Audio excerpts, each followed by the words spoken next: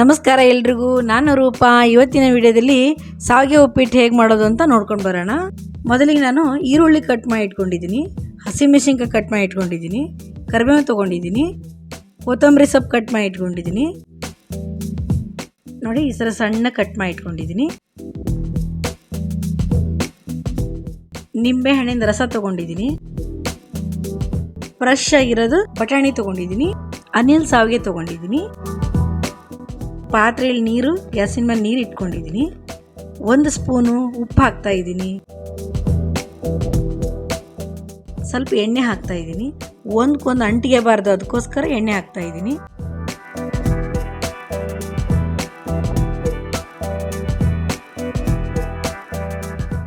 ಈಗ ನೀರು ಕುದ್ದಾಯಿತು. 1-2 ನಿಮಿಷ ಅದನ್ನು ಬೇಯಿಸ್ಕೊಳ್ಳೋಣ. ಜಾಸ್ತಿ ಬೇಯಿಸೋಕೆ ಹೋಗಬಾರ್ದು. ಬೇಯಿಸಾದ್ಮೇಲೆ ಬಸ್ಕೊಂಡು ಸ್ಟೋರ್ ಮಾಡ್ಕೊಳ್ಳೋಣ. ಆಮೇಲೆ ಒಂದು ಬಾಣಲಿಗೆ ಒಂದು ಸ್ವಲ್ಪ ಎಣ್ಣೆ ಹಾಕ್ತಾ ಇದ್ದೀನಿ.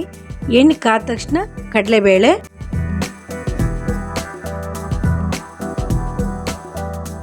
ಉದ್ದಿನಬೇಳೆ, ಸಾಸಿವೆ,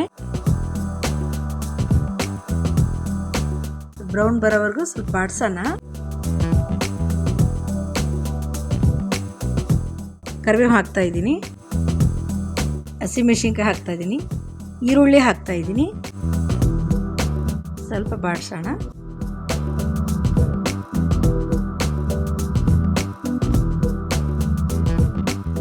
ಸ್ವಲ್ಪ ಉಪ್ಪು ಹಾಕ್ತಾ ಇದ್ದೀನಿ. ಸ್ವಲ್ಪ ನಿಂಬೆಹಣ್ಣಿನ ರಸ ಹಾಕ್ತಾ ಇದ್ದೀನಿ.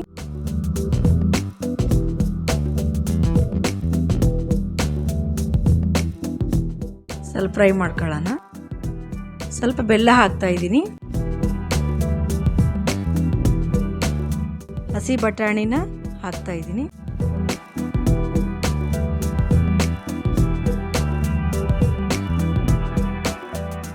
ಮತ್ತೆ ಸ್ವಲ್ಪ ಫ್ರೈ ಮಾಡ್ಕೊಳ್ಳೋಣ.